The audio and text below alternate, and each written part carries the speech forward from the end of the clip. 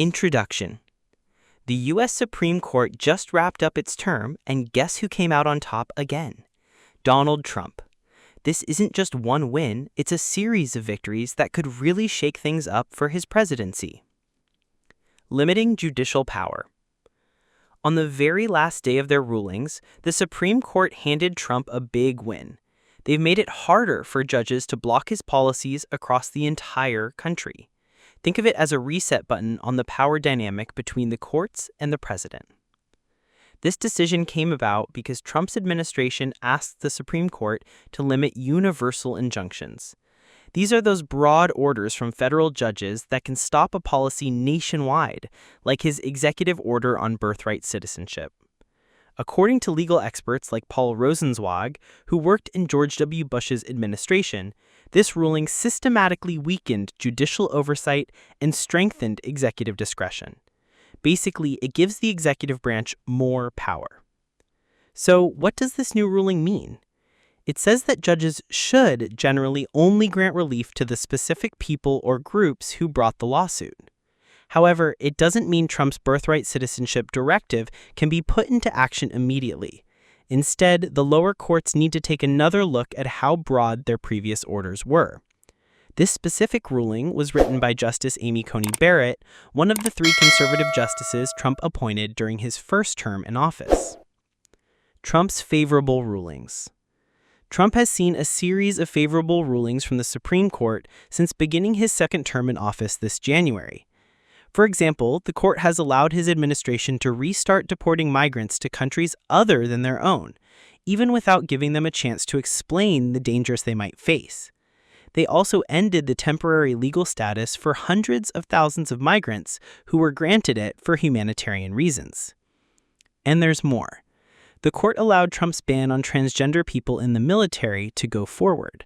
They also let his administration withhold payments to foreign aid groups for work they'd already done for the government. Plus, his firing of 2 Democratic members of federal labor boards was allowed to stand for now, and his Department of Government Efficiency won 2 disputes. The bully pulpit. Robert Luther III, a law professor at George Mason University, highlighted just how successful Trump has been. He said President Trump secured the relief he sought in most of his administration's cases. Luther specifically called Justice Barrett's opinion on nationwide injunctions a win for the presidency. He believes it recognizes that the executive branch has a bully pulpit with lots of authority to carry out campaign promises. A shifting court.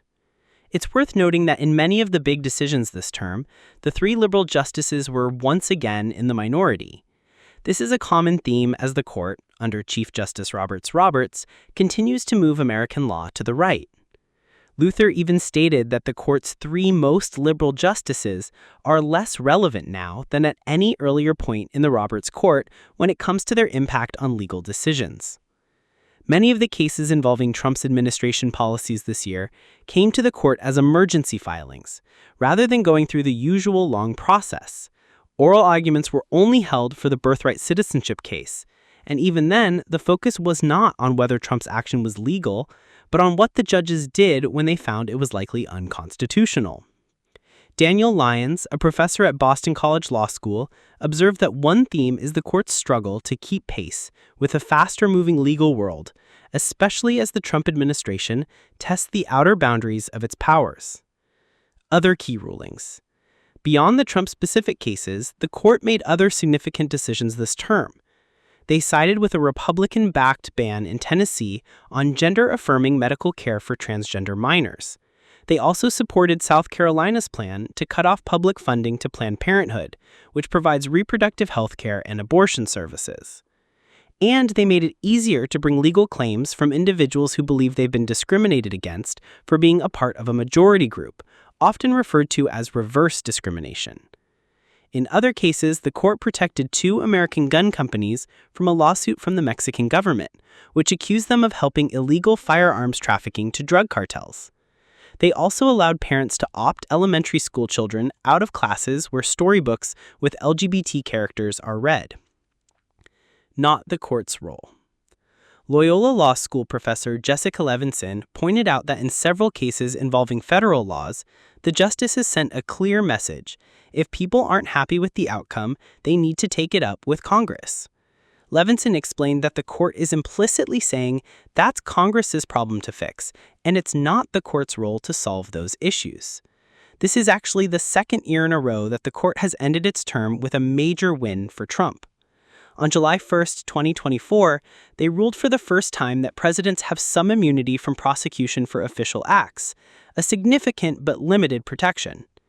Looking ahead, the Supreme Court's next term officially starts in October. However, Trump's administration still has some emergency requests pending that the justices could act on at any time. For instance, they've asked the court to stop a judicial order blocking mass job cuts and the restructuring of agencies. They've also asked the justices to rein in the judge handling a case about deportations to what are called third countries. Anthony Michael Kreis, a law professor at Georgia State University, believes recent rulings have really shown the court for what it is, which is a deeply conservative court. Kreis suggests that the court's decisions reflect a broader shift in national conversations, with Republicans feeling they have the political power to achieve long-held goals. He concluded that the court's conservative majority is probably feeling more emboldened to act. Conclusion. So, it's been a busy and impactful term for the Supreme Court, with many decisions that could shape the future of American law and policy. The court's rulings increasingly shape not just law, but national political direction. With more emergency filings on the horizon, will the court continue to tilt in Trump's favor?